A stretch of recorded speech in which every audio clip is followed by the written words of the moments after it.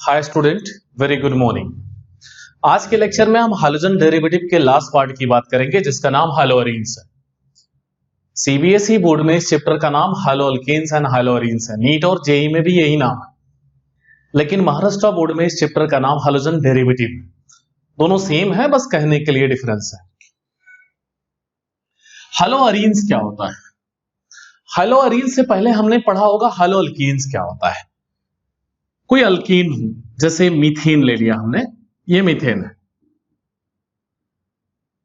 अगर इसके किसी भी हाइड्रोजन को हाइड्रोजन आटम यानी एक्स मतलब Cl, Br, I, वैसे first class biryani in Australia fluorine भी आता है, स्टैटिन भी आता है, लेकिन कॉमनली जो हम हाइड्रोजन यूज करते हैं ये होते हैं।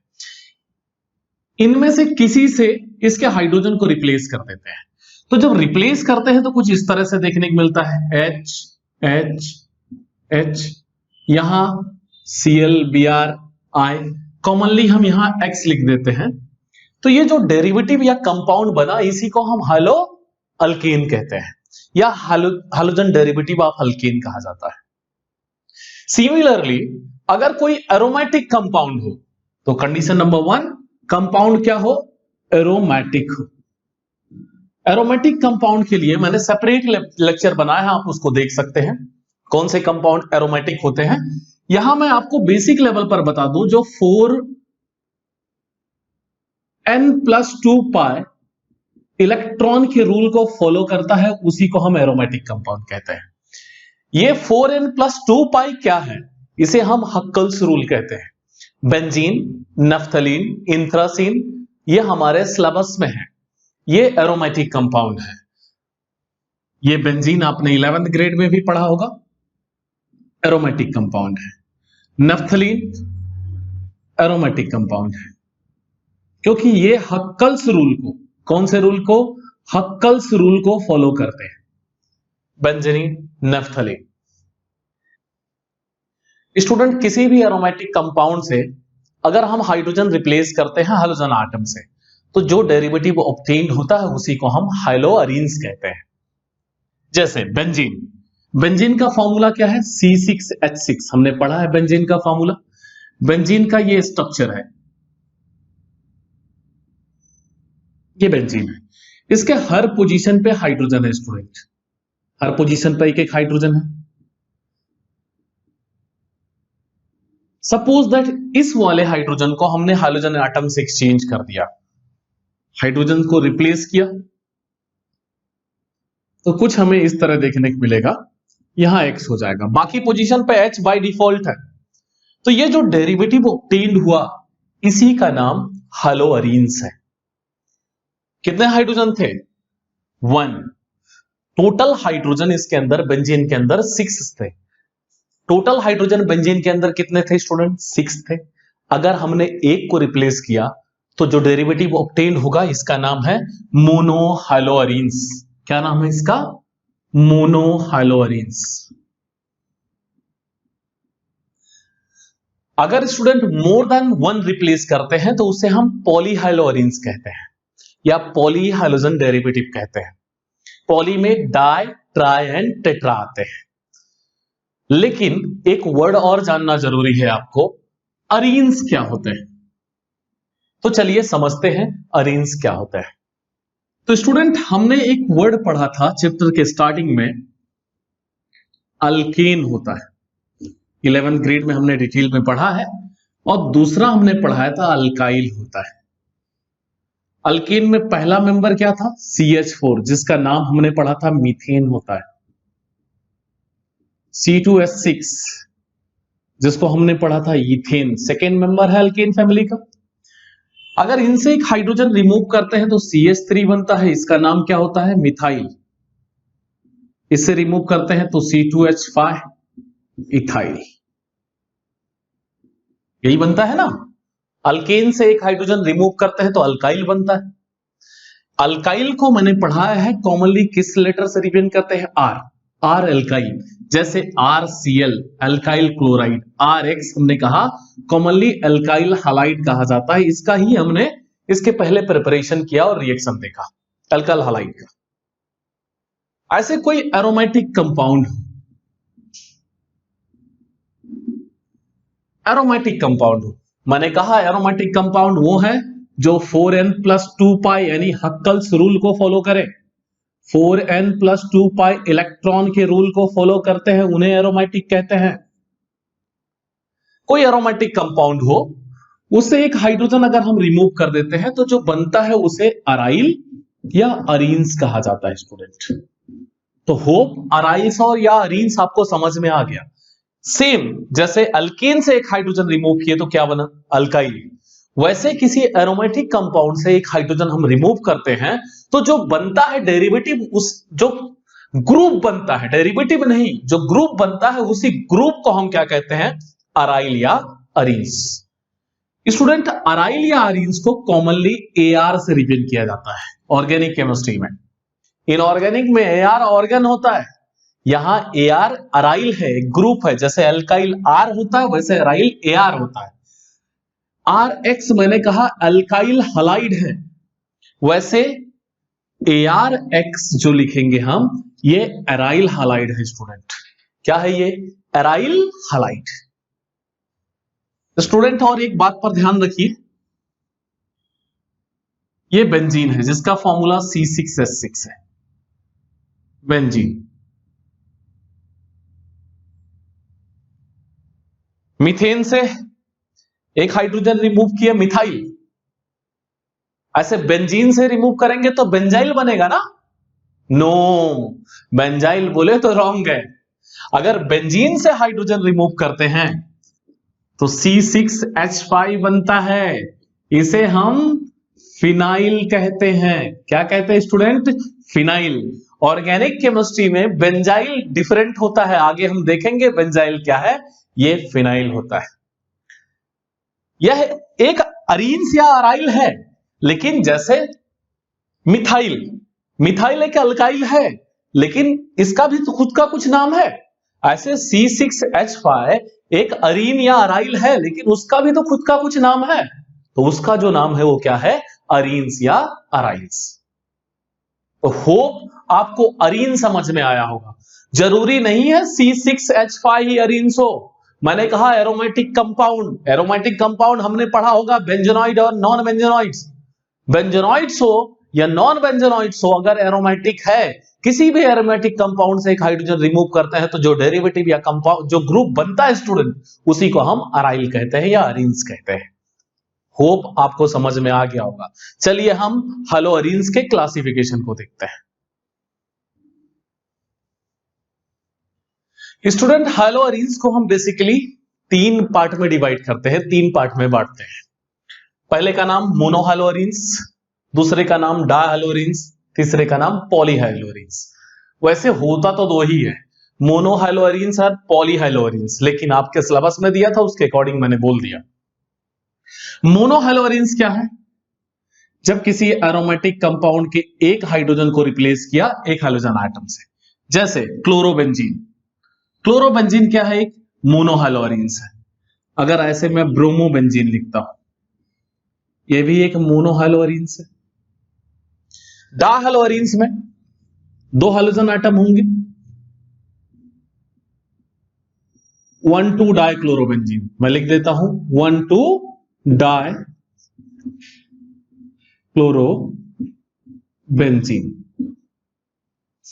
यह डाहेलो अरीन्स है। एक और लिख लेते हैं स्टूडेंट, इसके नेमिंग की मैंने सेपरेटली बात किया है, यूट्यूब पर मैं वो लेक्चर अपलोड कर दूंगा, आप देख लीजिएगा। इसका नाम देखो, यहां से काउंट करेंगे 1 2 3, इसका नाम 1,3 डाइक्लोरोबेंजीन है। ऐसे बीआर कर दूं, यहां बीआर डाल दूं, यहां बीआर डाल दूं, 1,2 डाइब्रोमोबेंजीन, यह भी डाहेलो अरीन्स है स्टूडेंट। आयोडोबेंजीन भी हो सकता है। पॉलीहेलो अरीन्स में मोर देन 1 हो, ये देखो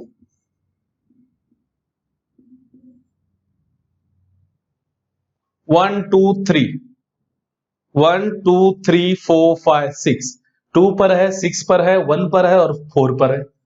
तो कैसे काउंट करेंगे, 1 2 3 4 5 6, नाम क्या होगा इसका? 1 2 4 6 टेट्राक्लोरोबेंजीन। 4 हैं, 1 2 3 4 टेट्राक्लोरोबेंजीन। कुछ इस तरह से हम लिख सकते हैं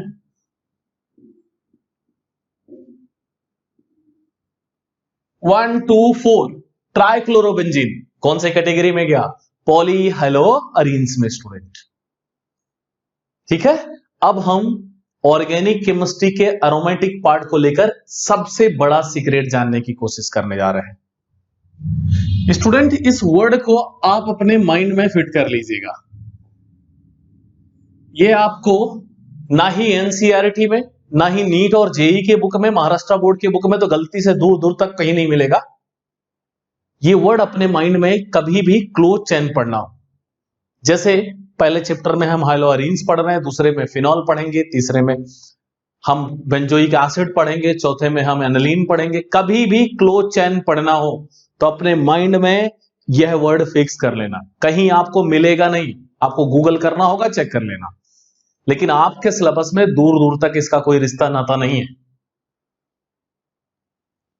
जो क्लोज चेन में रिएक्शन होते हैं स्टूडेंट, वो दो टाइप के होते हैं। एक काइनेटिकली कंट्रोल्ड रिएक्शन होता है, दूसरा थर्मोडायनेमिकली कंट्रोल्ड रिएक्शन होता है। फिर से बोल दे रहा हूं, एक रिएक्शन होता है काइनेटिकली कंट्रोल्ड रिएक्शन और दूसरा होता है थर्मोडायनेमिकली कंट्रोल्ड रिएक्शन। हर जगह आपको ये यूज करना है, लेकिन इसका कहीं कोई जिक्र नहीं है बुक के अंदर। काइनेटिकली कंट्रोल और थर्मोडायनेमिकली कंट्रोल रिएक्शन क्या होते हैं? देखो, ये बेंजीन है। बेंजीन की इस पोजीशन पर कोई फंक्शनल ग्रुप जुड़ा हो, जरूरी नहीं है एक्स मतलब हाइड्रोजन, मैंने कहा एक्स फंक्शनल ग्रुप जुड़ा है। यहां एक्स तो हाइड्रोजन होगा, लेकिन एक्स फंक्शनल ग्रुप जुड़ा हुआ है, तो इसके इस पोजीशन को कहते हैं ऑर्थो, इस पोजीशन को कहते हैं मेटा और इस पोजीशन को कहते हैं पैरा। ये आपके सिलेबस में है। लेकिन वही फंक्शनल ग्रुप अगर इस पोजीशन पर जुड़ा हो तो ये ऑर्थो हो गए, ये मेटा हो गए और ये पैरा हो गया। यानी ऑर्थो यहां जुड़ा होगा तो ये दोनों ऑर्थो, मेटा, पैरा। होप आपको समझ में आ गया होगा। और एक चीज सीक्वेंस याद रखिएगा, एसिड, फिनॉल, बेस, न्यूट्रल, ये कॉन्सेप्ट है स्टूडेंट।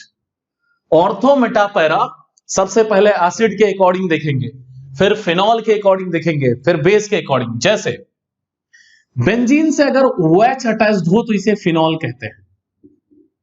अब ऑर्थो, मेटा, पैरा, ये ऑर्थो होगा, ये मेटा, ये पैरा होगा।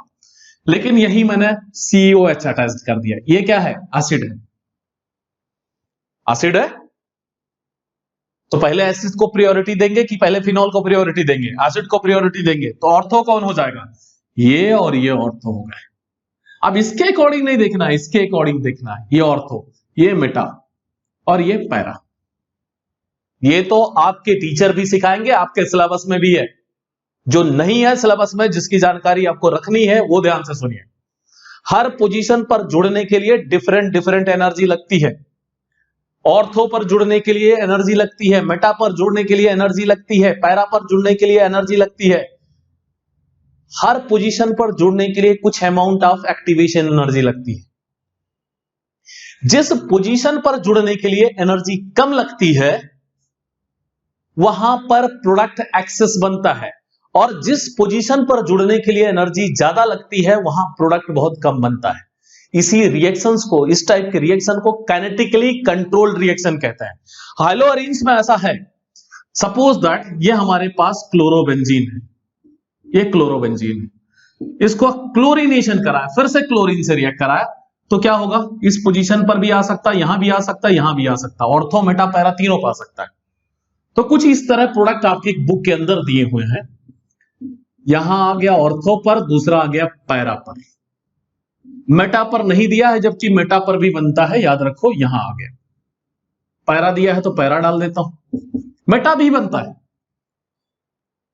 यहां दिया होगा बुक के अंदर मेजर, और यहां दिया होगा माइनर। ये मेजर और माइनर क्या है?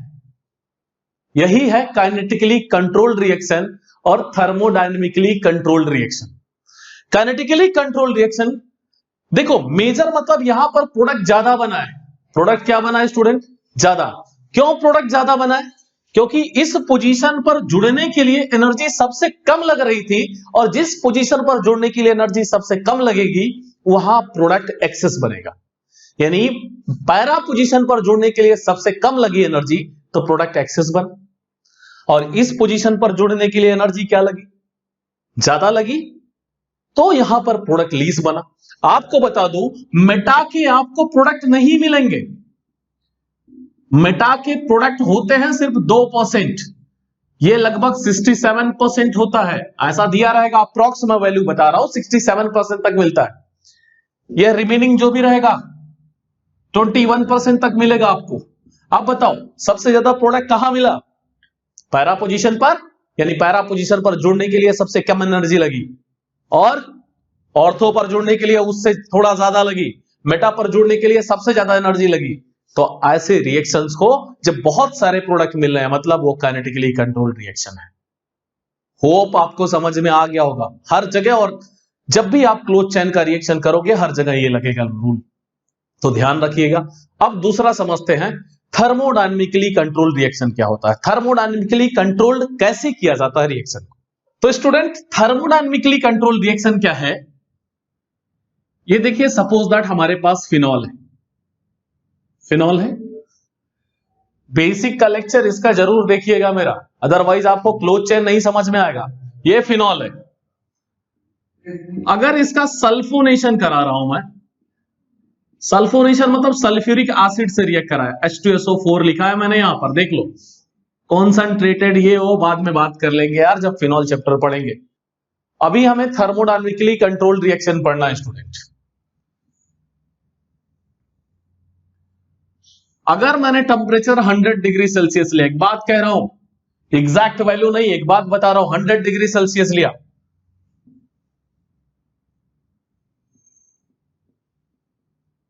और SO3 यहां अटैच हो गया 100 डिग्री सेल्सियस पर, यहां से H और OH H2O बना के निकल गया।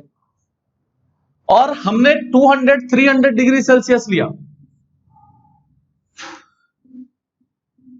और SO3 यहां आ गया, यहां अटैच हो गया इस पोजीशन पर। बताओ टेम्परेचर चेंज करने पर प्रोडक्ट चेंज हुआ या नहीं?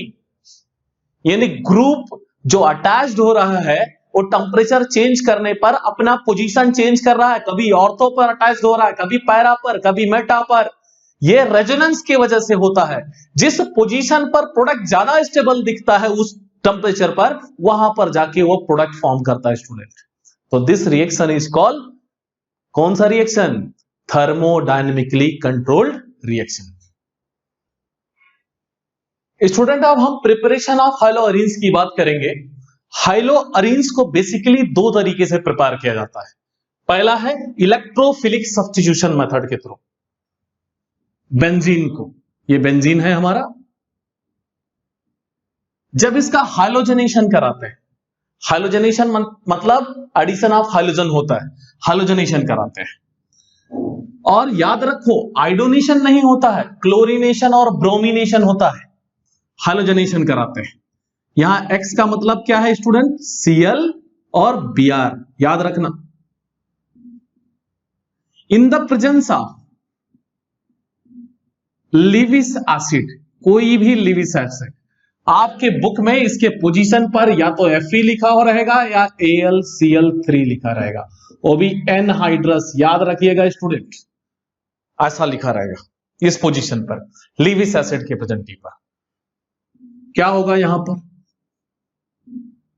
ये X यहां के HX को रिप्लेस कर देगा, X हो जाएगा, यहां हो जाएगा HX। अगर Cr यहां Cl होता तो HCl हो जाता, यानी क्लोरीनेशन। लेकिन याद रखो इलेक्ट्रोफिलिक रिएक्शन है ये, मैंने इसके पहले आपको SN1 और SN2 रिएक्शन पढ़ाया है। तो SN1 और SN2 की रिएक्शन में सब्स्टिट्यूशन ऑफ न्यूक्लियोफाइल हुआ था, यहां पर सब्स्टिट्यूशन ऑफ इलेक्ट्रोफाइल हुआ है। तो चलो इसको ध्यान से देखते हैं। सपोज दैट यहां Cl2 अगर हम यूज किए होते Cl2, तो यहां क्या होता, इस पोजीशन पर Cl होता और इस पोजीशन पर भी Cl होता। स्टूडेंट अगर इस रिएक्शन का एक मोटा मोटा मैं मैकेनिज्म बताऊं समझने के लिए आपको, तो स्टेप फर्स्ट देखिए। स्टेप फर्स्ट, सबसे पहले ये जो लीविस एसिड है, सपोज दैट AlCl3 हमने लिया, Cl2 से रिएक्ट किया, तो ये फॉर्म करेगा AlCl4 माइनस और Cl प्लस, और यह Cl प्लस क्या है, इलेक्ट्रोफाइल है स्टूडेंट। Cl प्लस क्या हो गया, इलेक्ट्रोफाइल। अब यह इलेक्ट्रोफाइल, स्टेप 2 आप ध्यान दीजिएगा, बहुत इंपॉर्टेंट है स्टेप 2। ये रफ मैकेनिज्म आपको बता रहा हूं मैं, स्टेप 2 ध्यान दीजिएगा। ये बेंजीन है, बेंजीन है। अगर मैं बॉन्ड दिखाना चाहूं तो ज्यादा ध्यान अच्छा रहेगा, ये देखिए बॉन्ड देख लीजिए, और Cl प्लस से मैंने रिएक्ट करा दिया। ये Cl प्लस किसी पोजीशन पर आके जुड़ गया। जैसे ही स्टूडेंट Cl प्लस जुड़ेगा, सपोज दैट Cl प्लस इस पोजीशन पर आके जुड़ गया, इस पोजीशन पर Cl जुड़ गया, तो ये बीच का जो पाई बॉन्ड है, ये पाई बॉन्ड है ना, ये ब्रेक हो जाएगा। तो ये वाला पोजीशन प्लस हो जाएगा और ये आपके बॉन्ड हो गए। अब ये ऐसे घूमेंगे लेकिन ये प्लस रहेगा, ये प्लस यहां आएगा तो बॉन्ड यहां चले जाएगा। इस तरह आपको रेजोनेटिंग स्ट्रक्चर देखने को मिलेगा।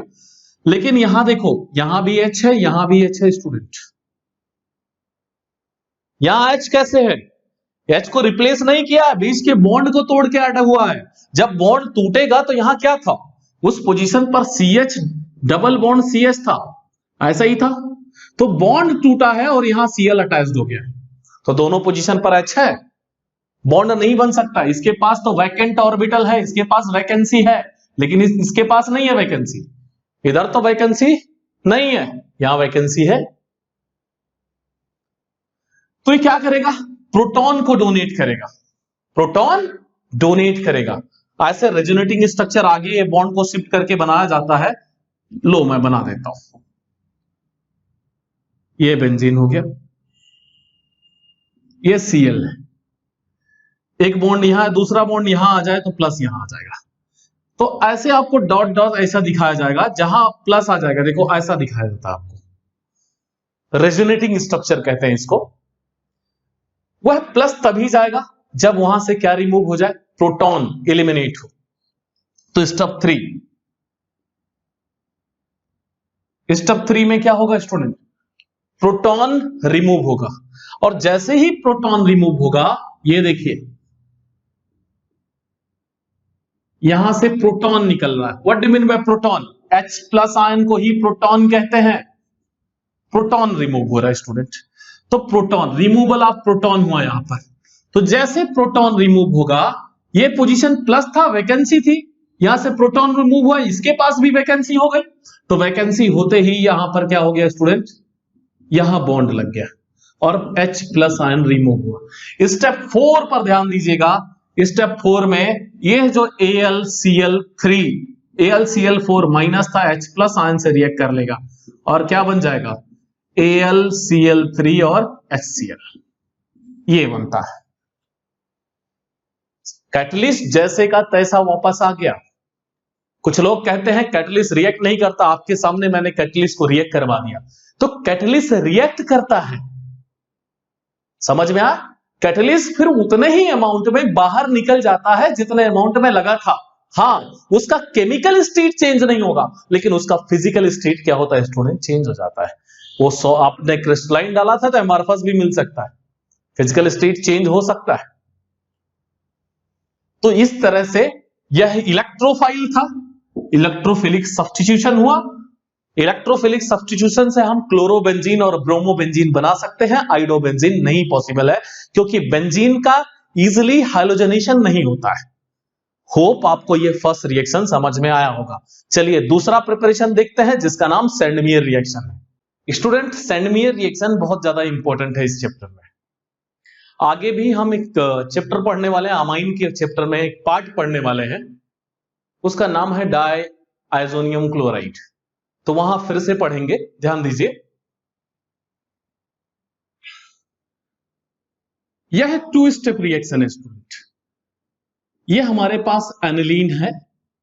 एनिलीन को nitrating mixture NaNO2 plus HCl, इसे हम नाइट्रेटिंग मिक्सचर कहते हैं स्टूडेंट। ये देखिए, एक हमने छोटा सा फ्लास्क लिया, इसमें एनिलीन रख लिया, एनिलीन थोड़ा सा 5-10 ml डाल लिया स्टूडेंट। उसके साथ नाइट्रेटिंग मिक्सचर डाल रहे हैं। उसमें नाइट्रेटिंग मिक्सचर में क्या है? सोडियम नाइट्रेट और हाइड्रोक्लोरिक एसिड। यह रिएक्शन 0 to 5 डिग्री सेल्सियस पर होता है। याद रखिएगा, 5 से ज्यादा अगर आप टेम्परेचर करते हो तो यील्ड कम हो जाता है, जो बनेगा वो कम बनता है। तो इसको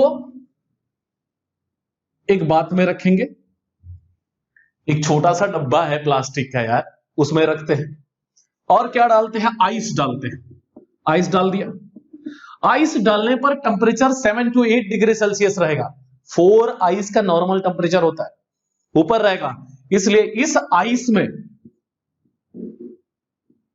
हम क्या ऐड कर देते हैं? सॉल्ट।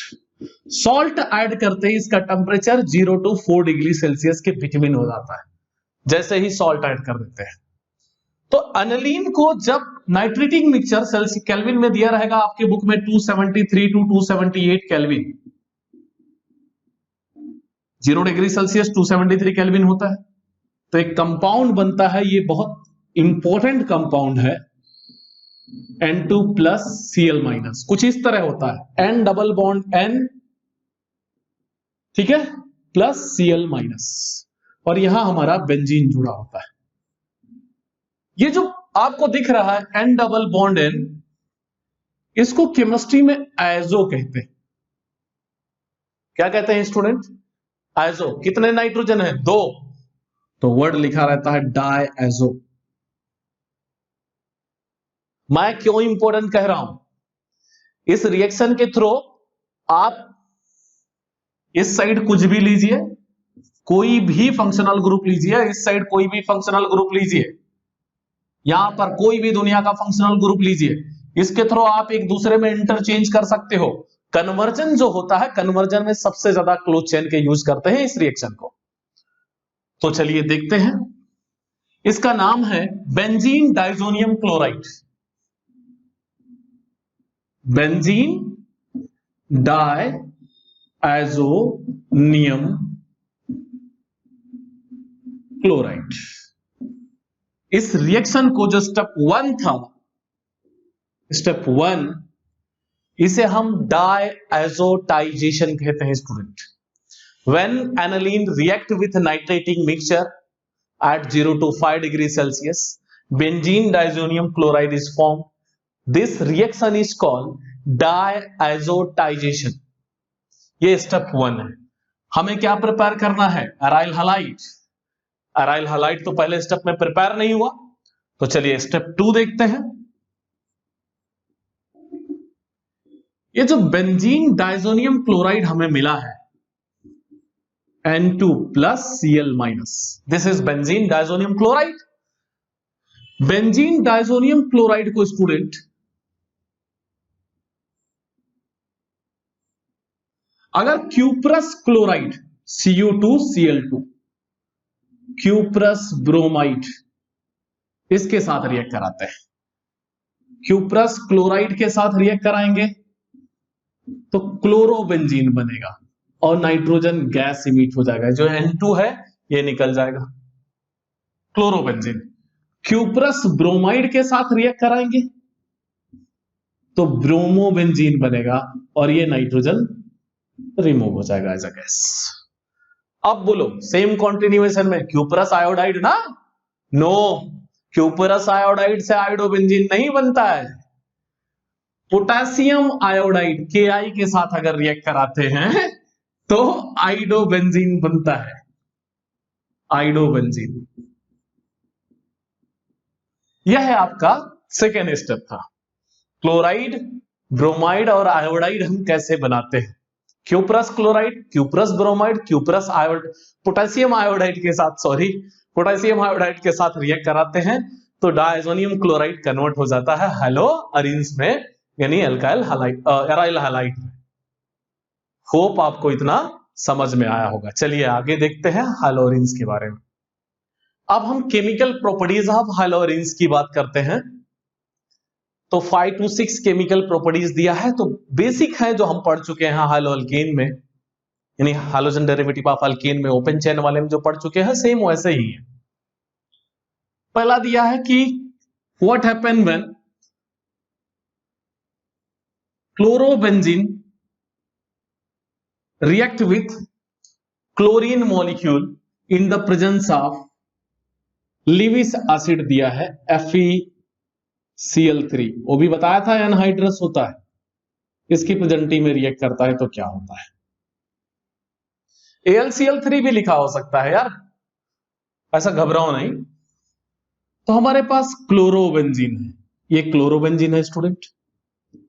इस पोजीशन को छोड़कर बाकी सब पोजीशन पर क्या है, हाइड्रोजन है। अगर हम रिएक्ट कराते हैं क्लोरीन मॉलिक्यूल से, क्लोरीन मॉलिक्यूल मतलब Cl bond Cl in the presence of Lewis acid, लिखो लिविस एसिड ओ भी एनहाइड्रस। अब बुक में जो लिखा होगा यहां पर वो लिख लेना। FeCl3 लिखा है, AlCl3 लिखा है, उम्मीद कर रहा हूं आपकी बुक में FeCl3 ही लिखा होगा। तो इस पोजीशन पर क्या है, H है, यहां से Cl को HCl बना के निकल गया, दूसरा वाला Cl वहां जाके जुड़ गया। तो क्या बना हमें, ये देखो पहला प्रोडक्ट मिला 1,2-डाइक्लोरोबेंजीन, और दूसरा प्रोडक्ट हमें मिला 1,4-डाइक्लोरोबेंजीन। ये ऑर्थो पर गया, ये ऑर्थो पर गया, ये पैरा पर गया। 1,2-डाइक्लोरोबेंजीन 1,4-डाइक्लोरोबेंजीन। ये आपके बुक में लिखा होगा माइनर और ये लिखा होगा मेजर। समझ गया होगा क्या कहानी कहना चाह रहा हूं। यहां कितने लेने पड़ेंगे, यहां से गया तो 2 चाहिए ना, तो यहां 2 कर दिया और इसे 2 कर दिया, तो यहां पर क्या बनेंगे 2HCl। एक HCl कहां से, 2 बार इसी को लिया है, एक बार ऑर्थो से एक बार पैरा से। होप ये पहला रिएक्शन आपको समझ में आ गया। चलिए दूसरा देखते हैं क्या कह रहा है। दूसरा रिएक्शन दिया है कि अगर इसका नाइट्रेशन कराते हैं, क्या कराते हैं, नाइट्रेशन। नाइट्रेशन मतलब reaction with nitric acid, conc HNO3 के साथ रिएक्शन। याद रखो नाइट्रेशन हमेशा सल्फ्यूरिक एसिड के प्रेजेंटी में होता है। स्टूडेंट ये हमारा क्लोरोबेंजीन है, ये नाइट्रिक एसिड, मैंने इसको ब्रेक डाउन कर दिया, HONO2 लिख दिया। कैसा है, कॉन्क। किसकी प्रेजेंटी में होगा, कॉन्क H2SO4 की प्रेजेंटी में होगा। याद हो गया, ये HNO3 ही लिखा है मैंने, तो इस पोजीशन पे H है, यहां से वो H2O,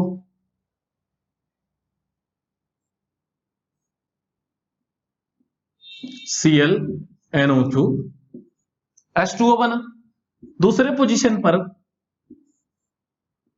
Cl NO2 फिर से H2O बन के निकल गया, यहां से भी H, यहां का वो H2O 2 कर दिया, ये भी 2 कर दिया, 2H2।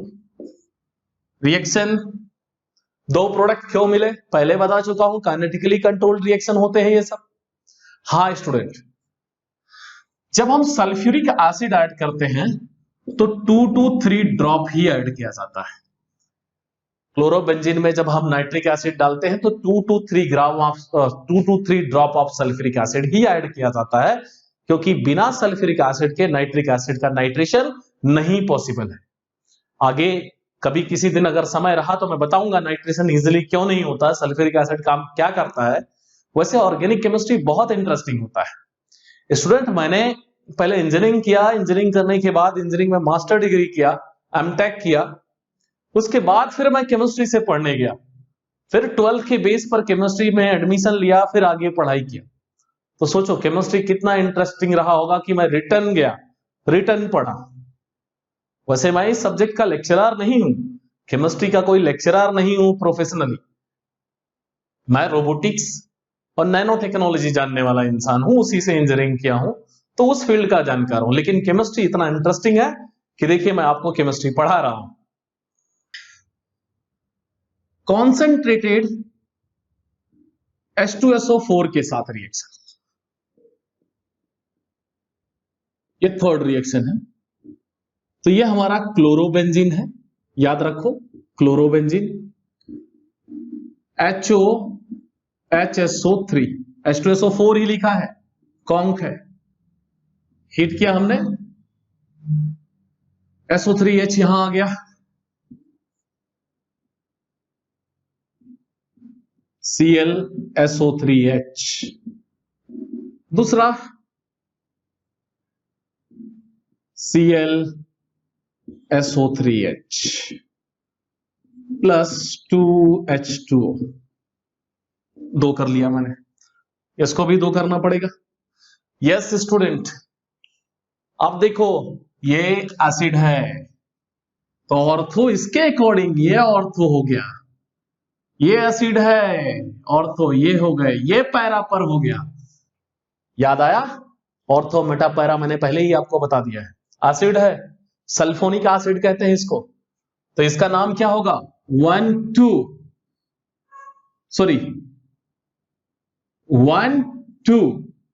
2 क्लोरोबेंजीन सल्फोनिक एसिड, इसका नाम होगा 1 2 3 4 क्लोरोबेंजीन सल्फोनिक एसिड। लिख देता हूं 2 क्लोरोबेंजीन सल्फोनिक एसिड, और दूसरे वाले का क्या नाम है? 4 क्लोरोबेंजीन सल्फोनिक एसिड। आप मेरे बेसिक वाले लेक्चर को जरूर देखिएगा, क्योंकि उसी के थ्रू आपको समझ में आएगा ये चेंज कैसे होता है। यहां मैं कोशिश कर रहा हूं आपको बता दूं, लेकिन नेमिंग का मैंने स्पेशल लेक्चर लिया है। लगभग 20 to 22 लेक्चर्स मैंने अल्केन से नेमिंग स्टार्ट किया, और क्लोज चेन के 22 लेक्चर्स एटलीस्ट मैंने लिया है। स्टूडेंट, फोर्थ रिएक्शन देखते हैं सोडियम मेटल से।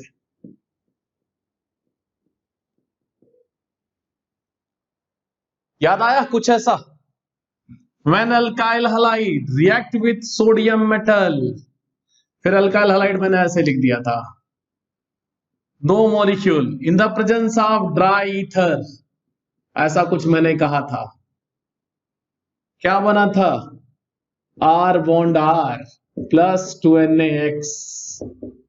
इस रिएक्शन को कहा था वर्ड्स रिएक्शन। तो यहां भी हम पढ़ने जा रहे हैं वर्ड्स रिएक्शन। वर्ड्स के बेसिकली 3 रिएक्शन हैं, words coupling, words fitting, words synthesis. कौन कौन से? Words coupling, words fitting, words synthesis. किसी दिन डिफरेंस बता दूंगा, अभी नाम ही जान के रखो।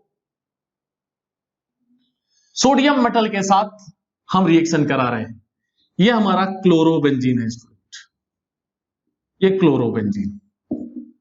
अगर हम इसको सोडियम मेटल के साथ रिएक्ट कराते हैं, इधर हम मिथाइल क्लोराइड ले लेते हैं। याद रखो वर्ड्स रिएक्शन में दोनों सेम होना चाहिए। ये वर्ड्स फिटिंग रिएक्शन करा रहा हूं मैं, ये 2 किया, क्या हो जाएगा? In the presence of dry ether. ध्यान से देखिए, 2NaCl बन के निकल गया,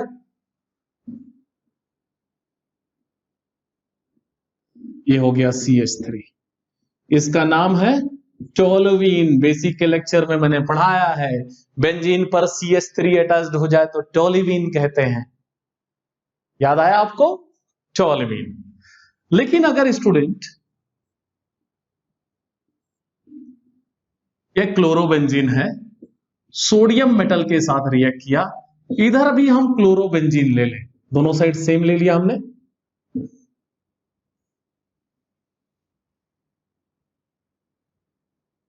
क्लोरोबेंजीन है, ये भी रिएक्शन हुआ in the presence of dry ether.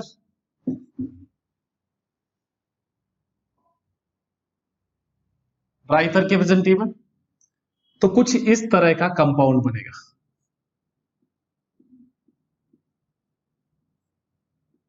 दोनों C6H5 C6H5, इसे बायफिनाइल कंपाउंड कहते हैं। क्या कहते हैं? बायफिनाइल या डाइफिनाइल कहा जाता है।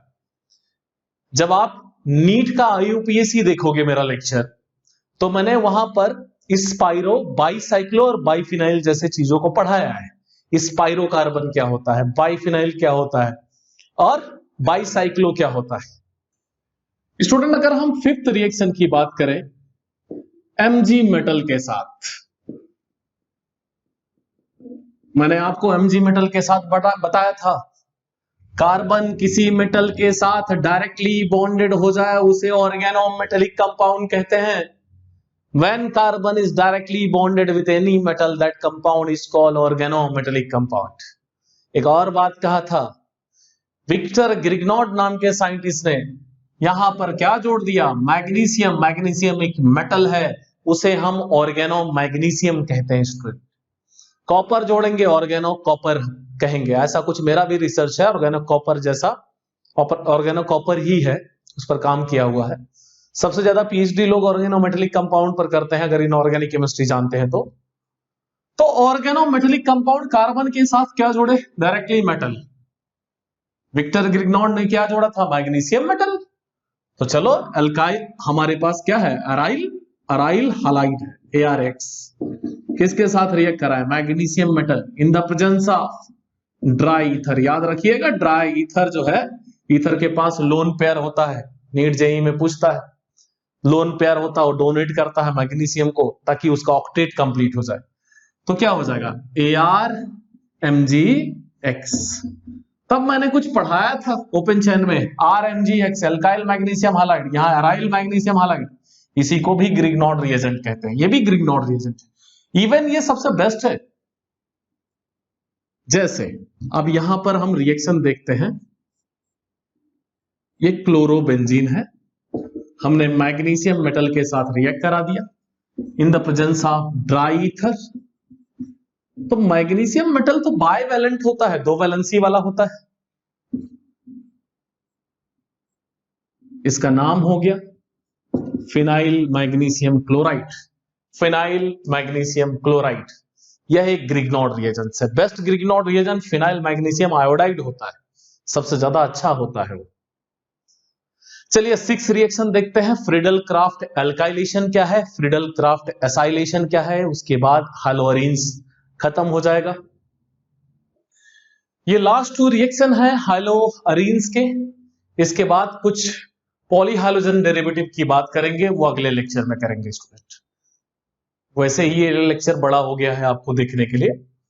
Friedel craft alkylation 11th grade में पढ़े थे। यह क्लोरोबेंजीन है। अगर हम मिथाइल क्लोराइड से रिएक्ट कराते हैं, Cl CH3 या CH3Cl, ये कौन सा ग्रुप है? अल्काइल ग्रुप है।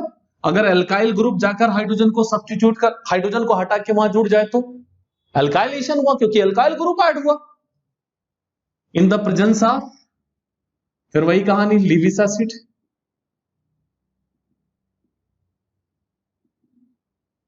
क्या दिया होगा? एनहाइड्रस AlCl3 दिया रहता है। क्या होगा स्टूडेंट इस रिएक्शन में? इस रिएक्शन में जो अल्काइल ग्रुप है यानी मिथाइल है, यहां इथाइल भी ले सकते हो,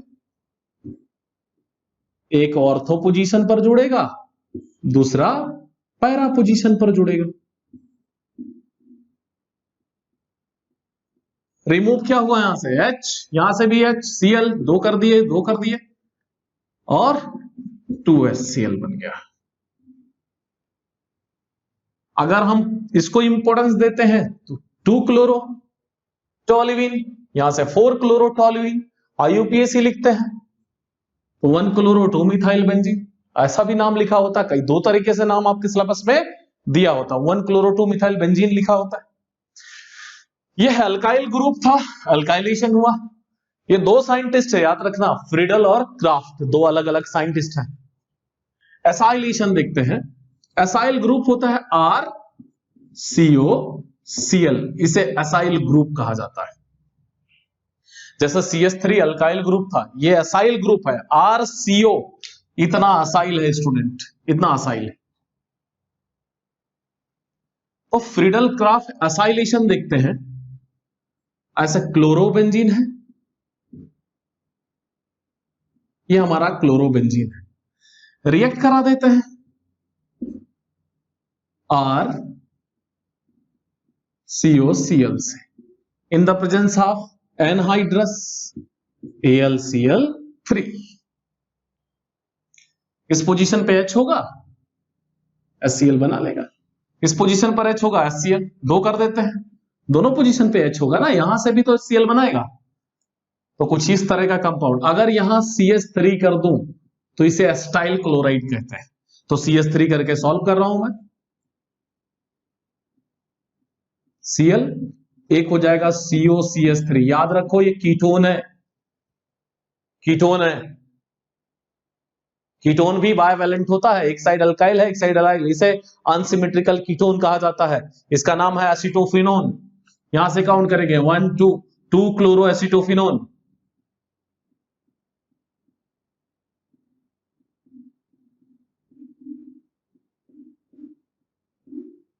एक 2 क्लोरो एसिटोफिनोन बना। दूसरा क्या बनेगा स्टूडेंट, फिर वही, एक तो यहां भी तो अटैच्ड होगा COCH3 Cl, यहां से काउंट करेंगे 1 2 3 4 क्लोरो एसिटोफिनोन और 2 HCl फॉर्म होगा। सब दो तो कर ही दिए थे, 4 क्लोरो एसिटोफिनोन। बेसिक का लेक्चर जरूर देखिएगा, क्योंकि उसके बिना क्लोज चेन का किससे काउंट करेंगे, यहां से चालू हो गया कि यहां से करेंगे, आपको नहीं समझ में आएगा student. Thank you student, have a great day.